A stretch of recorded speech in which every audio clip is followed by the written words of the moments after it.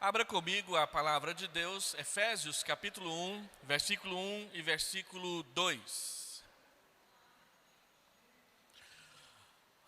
Hoje nós estamos começando uma nova classe na escola dominical, que é a classe de Efésios. O tema da nossa classe vai ser o Deus da igreja e a igreja de Deus. Está previsto 16 exposições bíblicas, desde o versículo 1 do capítulo 1 até o último versículo do capítulo 6. Por que nós vamos falar sobre Efésios? Efésios é a principal carta do Novo Testamento que explica a natureza e o propósito da igreja. Então, se nós queremos conhecer a igreja, nós precisamos meditar e ler e conhecer com um pouco mais de profundidade a carta de Paulo aos Efésios. Sempre que esses estudos, eles estarão no canal IP de Vila Nova, nós vamos colocar uma playlist, Efésios, o Deus da igreja, a igreja de Deus, para que você possa assistir quando quiser e também compartilhar com amigos, familiares e outras pessoas. Nossa igreja, desde que começou a fazer as transmissões dos cultos e da escola dominical, o nosso canal vem crescendo firmemente no YouTube. Cada vez que nós fazemos uma programação diferente, a gente traz um pregador ou uma festividade interna da igreja, sempre mais pessoas se inscrevem no nosso canal. Hoje o nosso canal está com 1.249 pessoas inscritas, o dobro do tamanho da igreja, e continua crescendo. Essa semana o conselho entrevistou uma família, 4 pessoas, um jovem casal com 2 bebês, que resolveram mudar de igreja e resolveram usar do método de procurar uma igreja nova pela internet. Pesquisaram várias igrejas, assistiram cultos no YouTube, encontraram a igreja de Vila Nova, assistiram algumas das nossas publicações no canal e resolveram vir para cá. Estão frequentando a igreja há mais de um mês. E nessa terça-feira o conselho então tomou conhecimento que a forma como eles vieram parar aqui foi pelo canal IP de Vila Nova que nós mantemos no YouTube.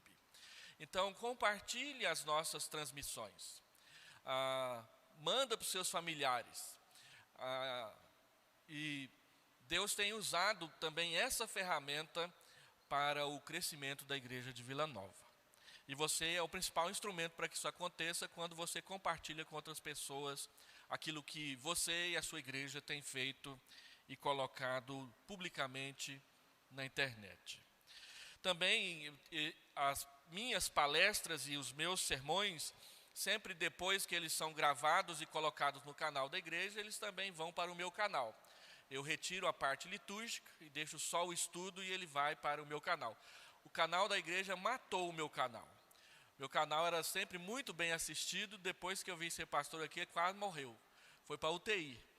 Agora ele começou a crescer outra vez. A igreja tem 1.249 inscritos e o meu canal tem 1.050 inscritos na internet. Você pode usar dos dois para o serviço da igreja. Se você quer assistir o culto todo, entre no canal IP de Vila Nova. Se você quer assistir só a palestra do pastor Hélio, lá só publico as minhas, pode entrar no meu canal pessoal lá. Então, quando você vê ali 1 vezes 16, não é uma aula de matemática que nós estamos colocando, é a exposição número 1 de 16 que estão programadas, tá bom?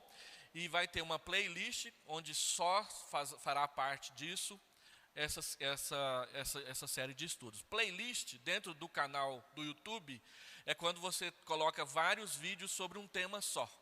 Então chamam de playlist, ou palestras ou estudos que você seleciona para uma pasta só. E ali quando você abre o canal tem lá início, vídeos, playlist. Então ali tem todos os estudos específicos separados por temas dentro do nosso canal para que você tenha esse conforto, pois nós já temos mais de 500 vídeos postados no nosso canal lá na internet. Achar já está ficando difícil. Então, nós separamos vários deles por temas: escola dominical, culto da noite, reverendo Hélio, reverendo Rubens, seminarista Samuel, seminarista Rony, os pastores anteriores, o reverendo Wesley, o reverendo Leonardo, tudo está separadinho lá, para que você possa encontrar o que você desejar dentro do canal da igreja.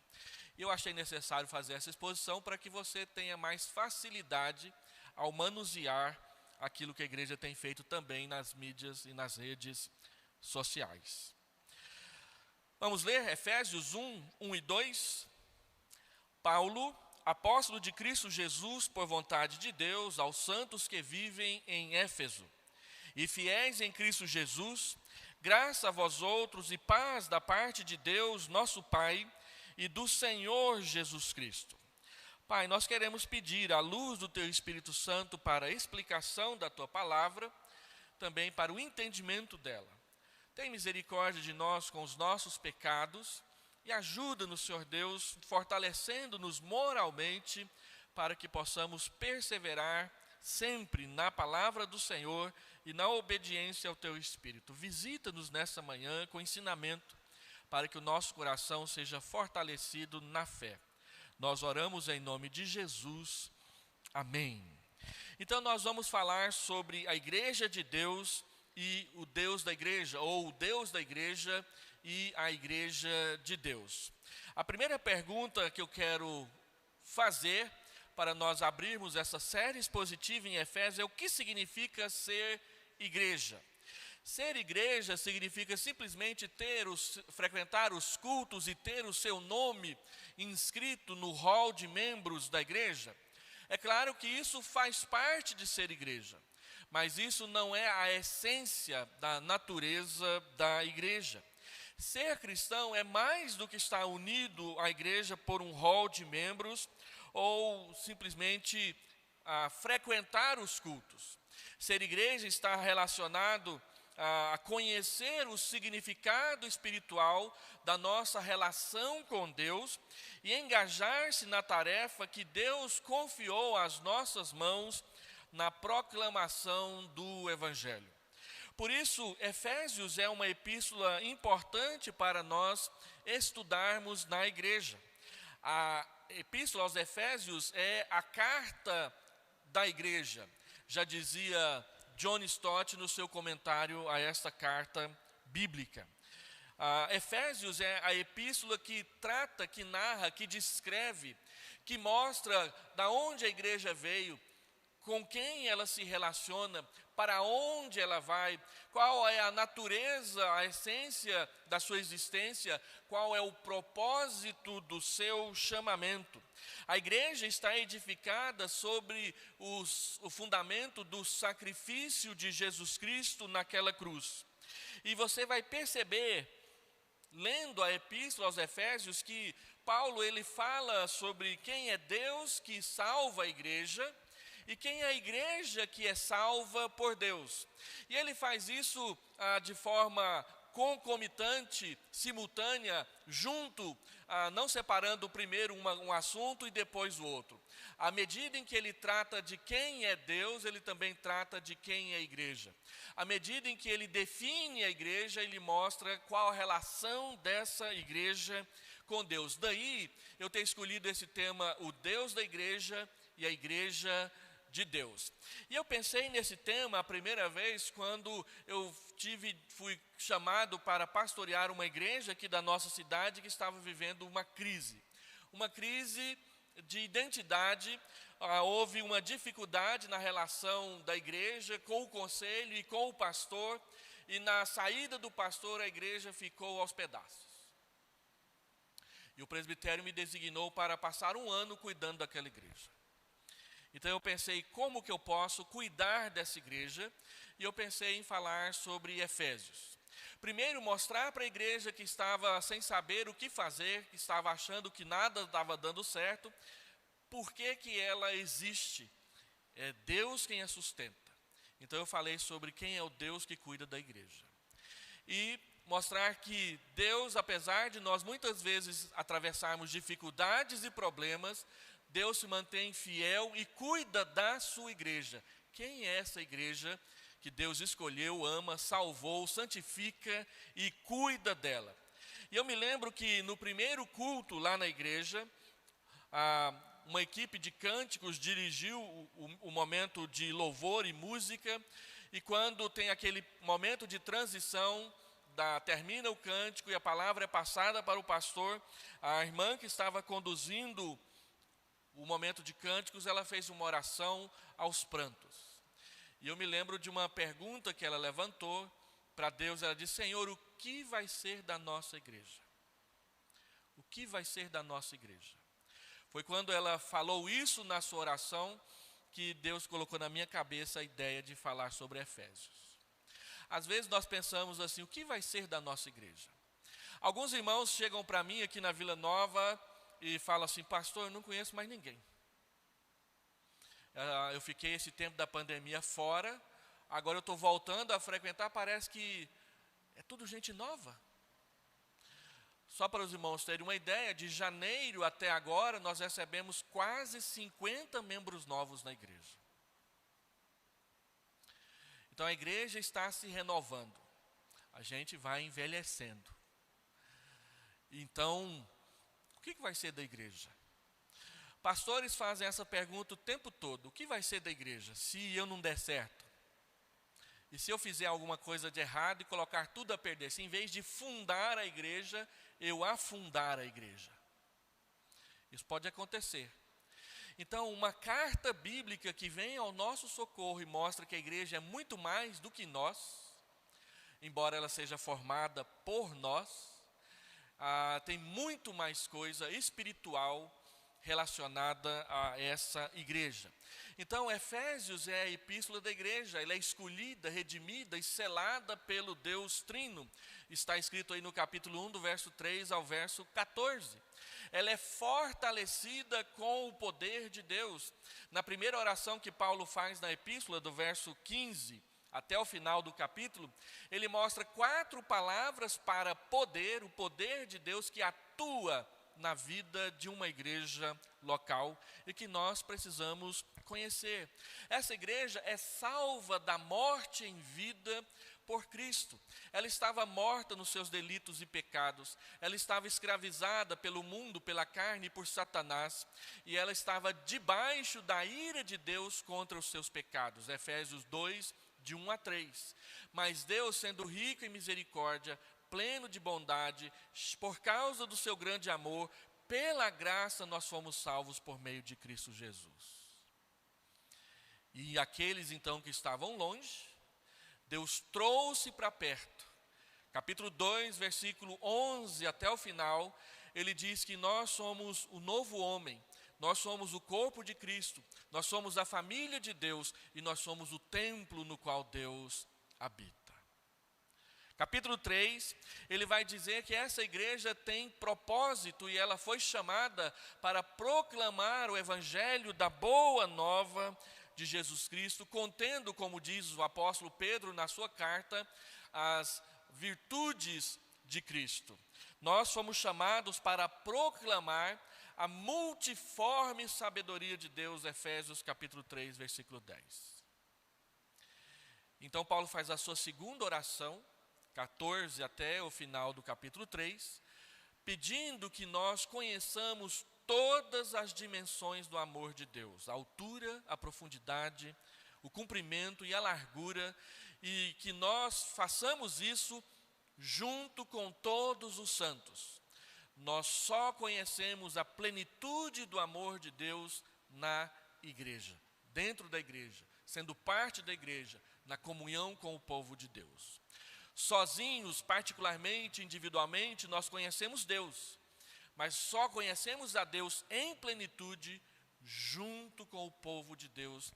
Ninguém consegue e pode viver a sua fé ou a fé cristã separado da fé dos outros. Pelo contrário, é uma fé ajudando a outra fé. Essa igreja, capítulo 4, é chamada para viver em unidade. Nós vivemos dentro da unidade, capítulo 4, verso 1 a 6, e devemos chegar até a unidade, capítulo 4, verso 7 até o verso 20, até o verso 17. É interessante que a palavra unidade, ela aparece no Novo Testamento 3 vezes. Uma vez em João 17 e 2 vezes em Efésios 4. E em nenhuma delas diz que é a igreja que constrói a unidade. Cristo ora pelos apóstolos para que eles sejam aperfeiçoados na unidade. A unidade já existe. A unidade do Pai, do Filho e do Espírito. E somos chamados para viver dentro dessa unidade. E Efésios diz que nós devemos preservá-la, verso 1 a 6. E nós devemos chegar até ela, verso 7 a verso 15, ou 16, melhor dizendo. Não somos nós que fazemos a comunhão e a unidade da igreja. Nós somos chamados para dentro de uma unidade, uma comunhão que já existe, porque é fabricada e mantida pelo Pai, pelo Filho e pelo Espírito Santo. E mais, essa igreja então deve ter um comportamento apropriado e adequado a essa vocação. Do capítulo 1 até o final do capítulo 3, Paulo trata de doutrina. Do capítulo 4 até o final do capítulo 6, ele mostra como essa doutrina funciona na vida de uma igreja. Então ele vai mostrar para nós que essa igreja deve andar, ali está anada, mas é andar de conformidade com a santidade de Deus. Em 2 sessões sobre comportamento, Paulo fala sobre isso. Do capítulo 4, verso 17, até o final, ele vai tratar sobre o nosso comportamento em relação à vida moral. E no capítulo 5, o nosso comportamento em relação à sociedade. No capítulo 5, a palavra andar aparece 3 vezes. Nós devemos andar como filhos de Deus, nós devemos andar como filhos da luz, e nós devemos andar como pessoas sóbrias, não como pessoas bêbadas. Ser cheio do Espírito Santo, que é o que Paulo trata no capítulo 5, versículo 18, não tem nada a ver com perder o tino. Não existe esse negócio de ficar embriagado com o Espírito Santo. Quem é cheio do Espírito Santo é exatamente o oposto de quem é embriagado. Quem é cheio do Espírito Santo é uma pessoa sóbria, é uma pessoa lúcida, é uma pessoa moderada e é uma pessoa sensata. A palavra usada pelo Novo Testamento é têmpera, da onde vem tempero. Têmpera é a temperatura em que o ferro e mais não sei o que lá se juntam para formar o aço. Se passar da temperatura não forma, se ficar abaixo da temperatura não forma, não dá a fundição, não dá a têmpera. Então a Bíblia diz que a nossa têmpera é marcada pela plenitude do Espírito Santo nas nossas vidas. E então, sendo cheios do Espírito Santo, essa igreja de Deus deve nutrir os seus relacionamentos. Primeiro, maridos e esposas, capítulo 5. Paulo vai falar de família logo depois de falar sobre ser cheio do Espírito Santo. Ele fala primeiro sobre ser cheio do Espírito Santo, depois então ele fala sobre as esposas, os maridos, os pais, os filhos, os senhores e os escravos. Todos os nossos relacionamentos pessoais e interpessoais devem ser marcados, conduzidos e temperados pela presença e pela ação do Espírito Santo nas nossas vidas, inclusive nas nossas batalhas espirituais. Capítulo 6, a partir do verso 10, Paulo então trata da batalha espiritual e da armadura de Deus. Nós devemos nos revestir de toda a armadura de Deus, usar todos os instrumentos que Deus nos dá para a guerra, a fim de que nós possamos resistir no dia mau, vencer tudo e permanecer inabaláveis. Se eu não uso toda a armadura, eu corro o risco de ser abalado.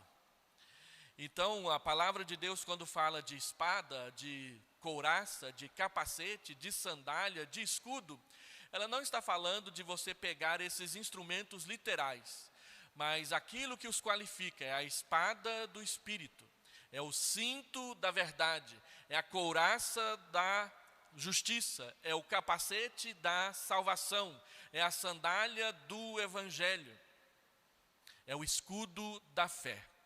A fé funciona como um escudo. A salvação funciona como algo que protege a nossa mente, a nossa cabeça.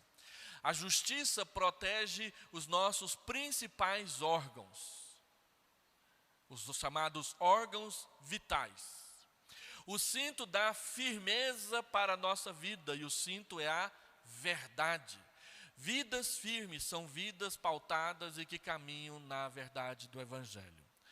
O que nos ajuda a levar adiante a palavra de Cristo, que são as sandálias, é o Evangelho da paz. Nós pregamos um Evangelho que não é um Evangelho que instila o ódio nem a guerra, ainda que a mídia e a sociedade diga que a igreja, por insistir na necessidade de arrependimento de pecado e entregar a vida para Cristo, seja um discurso de ódio. Falou de Jesus agora por aí, as pessoas dizem que você está pregando ódio. E não é verdade. Então, o Evangelho é levado adiante, é o que leva a igreja adiante. O Evangelho, ele traz paz. Paz baseada na reconciliação.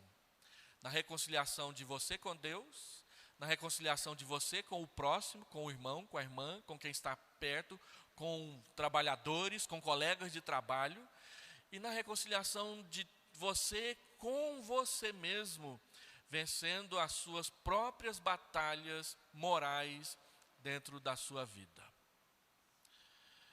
E tudo isso embanhado em oração. Paulo fala sobre a oração no capítulo 1, ele fala sobre a oração no capítulo 3, e ele termina a carta falando em oração. Devemos orar em todo tempo, devemos orar vários modelos e tipos de oração, devemos orar por todas as pessoas e devemos orar pela pregação do Evangelho. Essa epístola resume quem somos nós e o que devemos fazer. Como que eu posso ser um membro útil na igreja da Vila Nova? Efésios te ensina. E é por isso que nós vamos trabalhar Efésios. Mas ela não ensina simplesmente procedimentos. Ela ensina procedimentos baseados num único relacionamento com o Deus da igreja e a igreja de Deus. Falar sobre Efésios é te ensinar a conhecer a Deus. Falar sobre Efésios é te ensinar a conhecer a igreja de Deus, da qual você foi chamado a fazer parte. Então, a nossa proposição é mostrar que toda a força e vitalidade de uma igreja estão no seu relacionamento com Cristo. E Paulo já abre a epístola nessa saudação, falando que somos santos e fiéis em Cristo Jesus. Quem é essa igreja então? Essa igreja é a igreja que foi plantada pelo apóstolo Paulo, que foi enviado por Cristo. Olha aí o texto. Paulo, apóstolo de Cristo Jesus, por vontade de Deus. Quem escreve a carta é Paulo. Os irmãos sabem quem foi Paulo. Paulo foi um fariseu, um estudante, vamos dizer assim, um estudante contumaz das Escrituras, um famigerado estudante das Escrituras, que tinha o desejo de conhecer a Deus e a Escritura Sagrada, então ele estudava muito e procurava servir a Deus dessa forma. Tanto é que ele não percebeu o que de fato a Escritura falava sobre o Messias, e quando surgiu a igreja adorando Jesus Cristo, ele se tornou um perseguidor da igreja. Se Deus não abre o nosso coração para o Evangelho, o nosso sentimento religioso, por mais zeloso que ele seja, ele vai nos levar para um estilo de vida que não agrada a Deus, em vez de um estilo de vida que agrada a Deus. Eu posso ser religioso, eu posso estudar com profundidade a Escritura e não conhecer a Deus. Porque quando Pedro disse que Jesus era o Cristo, o Filho de Deus, Jesus imediatamente diz para ele, você é bem-aventurado, porque não foi homem, não foi carne e sangue quem revelou isso para você, mas foi Deus. Nós devemos ser intelectualmente preparados para falar de Jesus, mas saber que a obra de salvação, de mudança, de conversão, de santificação, ela acontece por uma ação direta de Deus nas nossas vidas. Assim, Paulo era aquele que perseguia a igreja e agora ele serve a igreja, plantando igrejas por onde ele segue e passa. Então ele se identifica, eu sou Paulo. Lembra que o nome primeiro de Paulo era Saulo. Saulo significa desejado. Paulo significa servo. Aquele que queria o sucesso, ser o desejado por todos, ele passa a ser o servo, que deseja unicamente cuidar das coisas daquele que o salvou. E este Paulo, ele é em primeiro lugar apóstolo de Cristo. Apóstolo é uma palavra que significa enviado, mensageiro. É aquele que é enviado no lugar do outro, ou que é enviado para cumprir a vontade de outra pessoa. Ele vai com uma mensagem. Ele não vai para fazer o que quer, ele vai para fazer o que foi designado para ele fazer. Então você trabalha numa empresa e a sua empresa te designa para participar de um encontro com outra empresa para fechar um negócio. Você não vai lá para falar o que você quer. Você vai lá para falar o que o seu patrão deseja que seja transmitido para outra empresa. E assim representar a empresa na qual você trabalha. Você vai comprar pão a pedido da esposa ou do marido. Vá lá na panificadora e compra aquele pãozinho de sal assim, com gergelim. E aí você chega lá e se encanta pelo pão mandi. E o pão com gergelim vai para o brejo, né? Você fez a vontade daquele que te enviou? De forma alguma. Você mudou o propósito da viagem no meio do caminho. Deus nos deu o evangelho para a gente anunciar e nos chamou para isso. A esses que ele envia, a palavra bíblica é apóstolo. Nós usamos a palavra apóstolo com dois sentidos. Primeiro, nesse sentido de alguém que é enviado com alguma mensagem. Nesse sentido, todos nós somos apóstolos, todos nós somos enviados. Mas usamos também num sentido específico, que é para denotar, significar aquele grupo dos 12 que receberam a autoridade de Jesus para ser o fundamento da igreja. Paulo vai tratar sobre isso no capítulo 3 e depois no capítulo 4 novamente. Os apóstolos, juntamente com os profetas do Antigo Testamento, são o fundamento da igreja. Então Paulo é enviado para pregar o evangelho e é enviado com autoridade para plantar a igreja que vai pertencer não a ele, mas àquele que o enviou, que é o Senhor Jesus Cristo.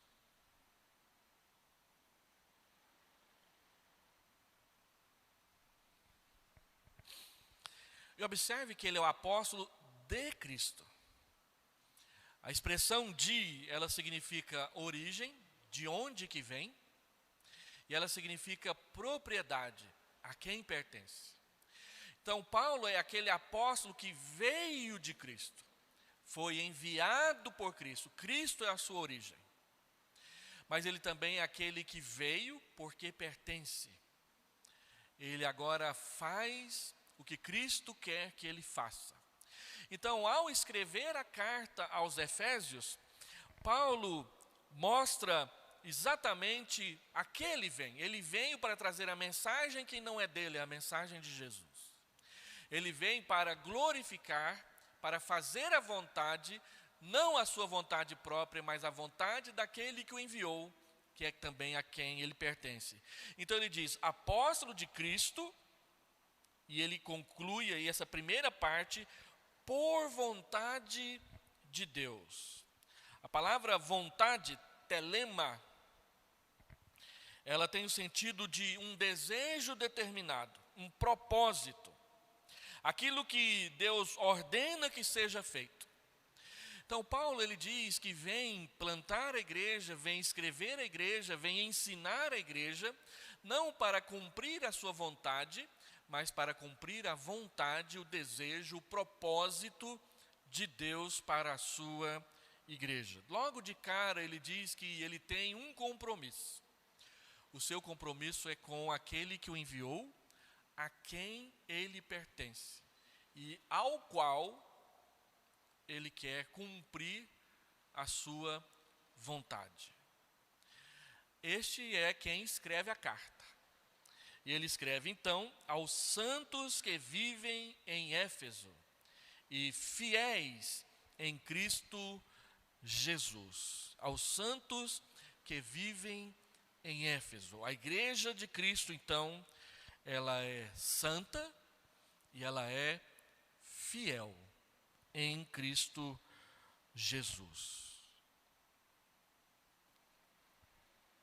Observe comigo que ele então nos dá a primeira definição da igreja. Quem é a igreja? A igreja são os santos e os fiéis que estão em ou estão dentro, relacionando-se com Cristo Jesus. E em primeiro lugar, eles estão em Éfeso. Aos santos e fiéis que vivem em Éfeso. Éfeso é uma cidade grega do Império Romano, que era também a capital da província ali da Ásia. Éfeso, se nós fôssemos comparar com o Brasil, seria Rio de Janeiro, porque é uma cidade também marítima, tem praia, tem porto, e é uma cidade plenamente comercial. No início da história do Brasil, especialmente do Império de Dom João VI e Dom Pedro I e Dom Pedro II, e até o final da República Velha e da Nova República, Rio de Janeiro foi a capital do nosso país. E estava lá no litoral. Era o principal porto, era a principal rota de entrada, de saída para o nosso país. As coisas aconteciam lá. Depois o governo foi transferido para Brasília. Brasília não tem mar, Brasília não tem essas coisas. Então o centro das decisões e da política do Brasil veio para Brasília. Mas todo o glamour, todo o cartão postal ainda é Rio de Janeiro, que é chamada a cidade maravilhosa. Éfeso tinha esse papel ali no Império Romano. Era um porto importante, uma rota comercial que não podia ser evitada. Então ali você encontrava gente do mundo inteiro, era uma cidade cosmopolita, era uma cidade do mundo. E Paulo viveu 3 anos do seu ministério ali. A forma como o evangelho foi plantado em Éfeso está descrita em Atos capítulo 18, houve perseguição, houve dificuldades. No entanto, também houve um período de paz em que Paulo pôde ensinar a Bíblia por 3 anos em uma escola. E nesse período ele formou vários pastores, dentre eles Epáfras, que foi quem provavelmente fundou a igreja de Colossos. Todas as igrejas do Vale do Rio Lico foram plantadas a partir de Éfeso. E até o ano 431 da nossa era, depois de Cristo, Éfeso foi uma das igrejas mais importantes do cristianismo mundial. O concílio de Éfeso de 431 marca uma data importante no calendário. No início da história da igreja, Éfeso era uma igreja importante. Foi onde Paulo passou mais tempo do seu ministério, e ali então, nesse período de instabilidade, ele plantou as igrejas ao redor de Éfeso e expandiu para o centro da Ásia através dos seus discípulos ali formados na escola de Tirano. Depois nós vemos Éfeso relacionada ao ministério de Timóteo. Quando Paulo é decapitado por volta do ano 62, 64 depois de Cristo, assume o pastoreio da igreja Timóteo. Mais para frente nós vamos ficar sabendo que João também havia sido pastor por ali. E quando termina a Bíblia, lá no livro de Apocalipse, Éfeso já é uma igreja com 40 anos de fundação, já é uma igreja madura, que continua firmemente apegada à doutrina, mas que já começa a sentir o cansaço dos anos porque o seu amor está esfriando. Então Deus diz para ela: arrependa-se, volte à prática das primeiras obras, porque você precisa renovar o seu compromisso comigo. No período das perseguições, até por volta do ano 300, Éfeso foi uma igreja que permaneceu firme. E ela só vai perder a liderança quando acontece em 437 um concílio na cidade de Éfeso, manipulado por algumas lideranças da igreja para depreciar alguns bispos e colocar outros para cima. E esse concílio é conhecido na história da igreja como o concílio ladrão, porque roubaram a paz de algumas pessoas com palavras teológicas. Então Éfeso caiu em decréscimo. Hoje quem vai na Turquia e visita as ruínas das 7 igrejas da Ásia, uma das ruínas que é visitada é a ruína de Éfeso, e essa é uma das ruínas que você, se algum dia for lá, vai ter a oportunidade de visitar, não só pela internet, mas ao vivo e a cores. Só tem ruínas. Há uma cidade nova ali na proximidade, mas a cidade onde a igreja estava, é isso aí.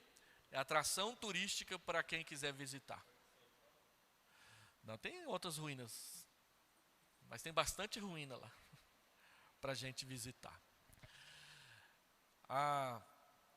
Então, quando Paulo escreve essa carta, uma peculiaridade sobre os manuscritos gregos da epístola de Éfeso é que grande parte dos manuscritos que foram encontrados e preservados não tem a palavra Éfeso no título. Quando Paulo diz aos santos e fiéis está em branco. Muitos acreditam que o propósito de Paulo escrever essa carta é que ela fosse uma carta circular. Então, quando chegava numa determinada igreja, levada por um mensageiro, colocava-se o nome da igreja que estava recebendo a cópia da carta. Mas a maioria dos manuscritos preservados, os que têm nome, tem o nome de Éfeso. E alguns não têm nome, está em branco, para que na hora da leitura fosse lido o nome da igreja que estava sendo recebido. Dessa forma, nós podemos entender que Éfeso também é uma carta para a Vila Nova. É o nosso nome que é colocado ali no espaço em branco quando recebemos. A nossa igreja irmã, a Maranata, está trabalhando nesses últimos meses também a carta de Efésios lá. E lá eles estão trabalhando com o seguinte tema: uma carta para nós. E com certeza a motivação para isso foi essa peculiaridade de que não tem o nome da cidade, então você pode colocar o seu. Então, copiando um pouco a igreja Maranata, Efésios é também uma carta para nós, na Vila Nova. Assim, a cidade era também uma cidade muito religiosa. Quando você lê Atos 18, você vai conhecer Atos 18 e 19, você vai conhecer a história da deusa Diana dos Efésios. O templo a essa deusa, a estátua dela era um meteorito que havia caído do céu, e eles então edificaram um templo à Diana dos Efésios. Quando você vai em Éfeso e anda lá naqueles mercadinhos que fica vendendo aquelas coisinhas que você leva para dar de presente para as outras, você é apresentado a uma estátua de uma deusa, que é a deusa Diana, uma mulher muito bonita com muitos seios à vista, dando a entender fertilidade.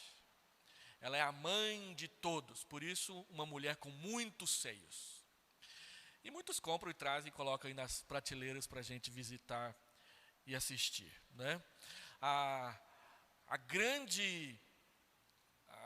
O grande gatilho da perseguição contra o apóstolo Paulo em Éfeso foi quando aqueles que vendiam imagens da deusa Diana começaram a perder venda. E aí, quando mexeu no bolso, as pessoas acham que o evangelho é ruim. Eu posso gastar meu dinheiro com bebida, eu posso gastar meu dinheiro com cigarro, eu posso gastar meu dinheiro com festas, eu posso gastar o meu dinheiro com qualquer coisa, mas gastar dinheiro com a igreja é desperdício. É o que o mundo lá fora diz. Então as pessoas pararam de gastar dinheiro comprando coisinhas para ficar pendurando em casa, e aí os vendedores levantaram um motim contra o apóstolo Paulo, e ele quase foi morto, apedrejado por ali. Foi um homem sensato no meio da multidão e diz: olha, se a nossa deusa ela é maravilhosa, e nós sabemos que ela é, então ela se defende. Deixa que ela faz cair os raios, os trovões, os relâmpagos na cabeça dos apóstolos. Como ela não era deusa coisíssima nenhuma, não aconteceu nada. Mas o grande medo daquele senhor era que a cidade fosse tomada por sedição contra o apóstolo, contra o Império Romano, por causa do reboliço que o evangelho começou a causar, por causa do número de conversões que estava acontecendo na cidade. Sempre que começa a haver muita conversão, começa a ter reboliço. E nós temos que ficar atentos a isso, porque Deus tem trazido muita gente para cá ultimamente. E Satanás semeia fofoca, semeia incompreensão, semeia inveja, semeia ciúmes, e um monte de coisa que a gente só percebe depois do estrago que essas coisas fizeram no nosso meio. Se a gente perceber antes, a gente não ignora os propósitos de Satanás, e o evangelho continua marchando através de nós. Éfeso era a cidade então culto. Quem lê Atos 19 percebe que o impacto do evangelho nessa cidade havia prejudicado de tal maneira o culto a essa deusa que os ourives da cidade fizeram alvoroço pedindo a expulsão dos cristãos da cidade. Então, eles moram em Éfeso. Segundo, eles são santos. Sua santidade não está ligada à existência de uma elite espiritual dentro da igreja, ou a uma minoria de cristãos ultra piedosos, mas sim a todos os irmãos da igreja. A igreja de Éfeso, na igreja de Éfeso, todos são santos. Paulo não está ignorando os pecados que existem dentro da igreja. Ele está dizendo que a santificação é algo que acontece verdadeiramente e realmente na vida de quem entrega a sua vida para Jesus. Somos santos porque Deus nos separou para Ele em primeiro lugar. A santidade de caráter, de comportamento, deve acontecer em consequência, por razão e em gratidão por esse ato de Deus nos santificar, nos separar para pertencermos a Ele. Todos são santos, ou seja, todos foram separados do mundo e seus compromissos anteriores com Ele para viverem as suas vidas daquele momento em diante totalmente para Deus. Eles são santos porque foram chamados, foram separados para pertencerem a Cristo somente. Antes, Israel era uma nação santa. Agora, judeus e gentios foram unidos pela cruz para viverem unidos em santidade diante de Deus. A palavra santo vai aparecer inúmeras vezes dentro da Epístola aos Efésios, e toda vez que ela aparecer, nós temos que dar atenção ao que ela diz. A primeira vez que ela aparece é aqui. Mas 2 versículos para frente ela vai aparecer de novo. E aí domingo que vem a gente mostra isso para os irmãos. Eles são fiéis. Eles também são fiéis em Cristo. E isso significa que eles devem ativamente confiar em Deus e depositar a sua fé nele. Mas também significa, de modo passivo, que devem ser fiéis, fidedignos, ou melhor dizendo, dignos de confiança. Nós somos fiéis ativamente quando fazemos o que temos que fazer. E somos fiéis passivamente quando perseveramos naquilo que devemos fazer. Nós não somente confiamos em Cristo, mas Deus quer também que nós sejamos dignos da confiança de Cristo e dos outros, para que as pessoas possam estar bem quando estiverem ao nosso lado. O fato é que Paulo vai dizer no capítulo 2 que nós somos da família da fé. Como se vive bem numa família se não confiamos uns nos outros? Se o filho passa a perna no pai e no irmão, se a mãe fica escondendo segredinhos do marido e dos filhos, se os filhos ficam escondendo coisas do seu pai, se nós, quando estragamos coisas no trabalho, damos um jeito para que ninguém veja. Eu me lembro, uma vez nós tivemos uma funcionária em casa e ela quebrava as coisas, só que ela escondia de nós, para a gente dar falta só depois.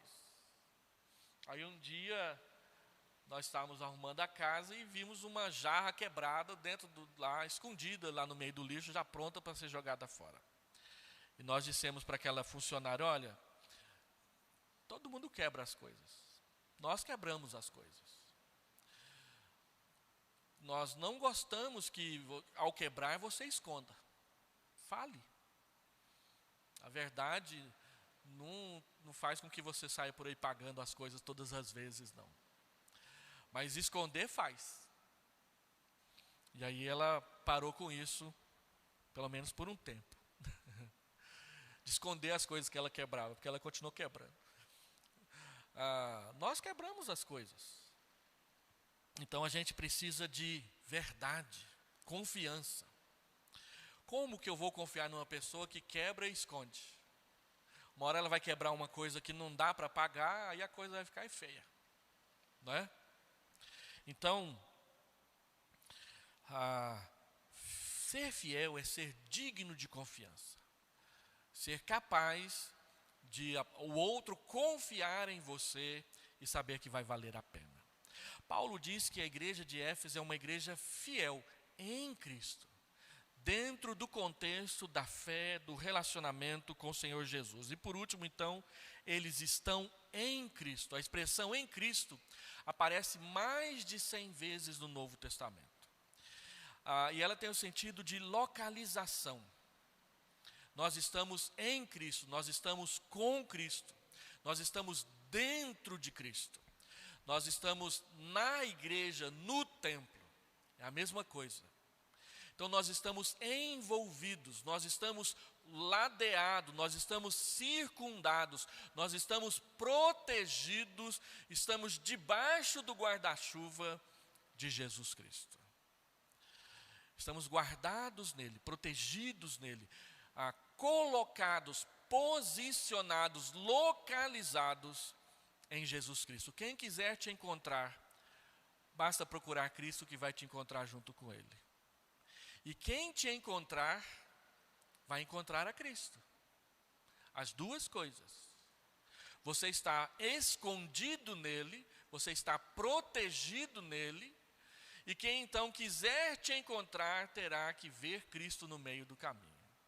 Antes de te ver, verá aquele que te protege, que é o seu testemunho a respeito daquele que te salvou. E por último, a igreja vive na graça e na paz do Pai e do Filho. Graça a vós outros e paz da parte de Deus nosso Pai e do Senhor Jesus Cristo. quando o Novo Testamento usa essa saudação, graça e paz, ela apresenta os dois pontos fundamentais do nosso relacionamento com Deus. Quem é o Deus que nós adoramos? É o Deus da graça, é o Deus da paz. O que nós recebemos principalmente de Deus? A graça e a paz. O que é a graça? A graça é o favor da salvação. É o favor que Deus faz para nós e por nós que nós não merecemos receber. Nós merecíamos a condenação. Quando lermos o capítulo 2, Paulo vai dizer quem éramos antes de que a graça tivesse nos alcançado. Nós éramos pessoas mortas dos nossos delitos e pecados. Mesmo estando vivos, estávamos mortos. Nós éramos pessoas escravizadas pelo príncipe da potestade do ar, o Satanás, pelas inclinações da nossa carne, dos pecados que nós cometemos e gostamos de cometer, e pelas coisas, pelas seduções, pelas propostas do mundo. E somado a isso, nós estávamos debaixo da ira de Deus, a ira condenatória por causa dos nossos pecados. Então a graça é exatamente o expediente de Deus que muda essa realidade, nos tira da morte, nos livra da escravidão e nos perdoa dos nossos pecados. Desejar a graça para alguém é desejar isso, o favor de Deus que as pessoas não merecem, a salvação da sua vida, a libertação das suas escravidões e o estabelecimento de uma nova relação com Deus, que é a paz. Quando a Bíblia fala então que nós recebemos a paz, ela está falando da reconciliação. Jesus disse em João 13:33, deixo-vos a paz, a minha paz vos dou, não vô-la dou como a dá o mundo. Tende bom ânimo, eu venci o mundo. A paz que Cristo nos dá é diferente da paz que o mundo oferece. O mundo quer uma paz sem a presença e sem a participação de Deus, mas não consegue encontrar. Calvino diz nas Institutas que o mundo procurando a paz são como pessoas perdidas num labirinto, nunca acha saída. Paz não é paz de espírito. Quem pratica yoga e essas ciências orientais, busca nelas paz interior. Porque lá no Oriente se diz que paz é uma jornada para dentro. Quanto mais você entrar no seu mundo interior, mais você vai ter paz. Não é verdade. Por isso que yoga não funciona bem com quem é cristão. O cara fica lá,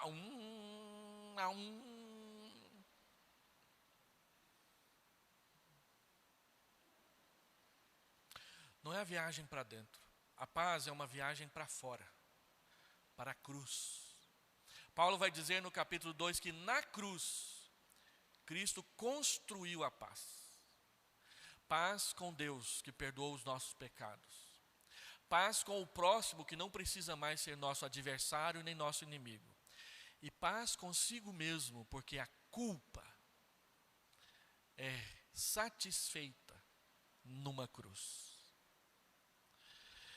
E é isso então que é a epístola aos Efésios. Para concluir, o que é Efésios então para nós? Efésios, em primeiro lugar,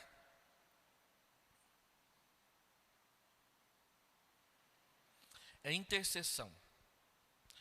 Paulo ora 2 vezes nessa carta, o que é incomum nas suas cartas, e ele fala sobre oração 3 vezes. Então, no capítulo 1, verso 15 em diante, ele ora. Ora para que Deus abra a nossa mente para ver o seu poder. No capítulo 3, a partir do verso 14, ele ora de novo. Ele ora para Deus abrir o nosso homem interior para conhecer todas as dimensões do amor de Deus. E ele fala que nós devemos orar lá nos últimos versículos do capítulo 6, para cumprir o nosso papel com Deus. Então, Efésios e a igreja está plenamente envolvida na intercessão. Nós vamos entender o que é ser igreja quando a oração e as reuniões de oração deixarem de ser aquela pedra no sapato que a gente tem que frequentar. As nossas reuniões de oração são sempre as mais vazias da igreja. Nós não temos na reunião de oração 92 homens como a gente tem no churrasco do ministério masculino. A gente não tem nas reuniões de oração 95 idosos como a gente tem no almoço da terceira idade. A gente não tem na reunião de oração mais de 50 mulheres como temos no acampamento da SAF. O dia que isso mudar, nós vamos entender o que é ser igreja. Porque a reunião de oração não tem comida para nos atrair. A reunião de oração não tem piano e nem violão para nos atrair. A reunião de oração não tem nem nada para nos atrair, não ser uma coisa só: falar com Deus. E aqui na Vila Nova a gente faz questão de descascar o máximo a reunião de oração para a gente gastar mais tempo orando e menos tempo conversando. Eu participei de uma reunião de oração que durou 6 horas, da meia-noite às 6 da manhã.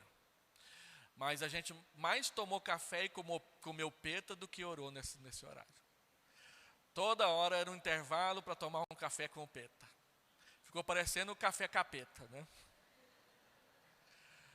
A gente gastava mais tempo comendo peta e tomando café e conversando sobre o ano novo do que realmente orando pelo ano novo.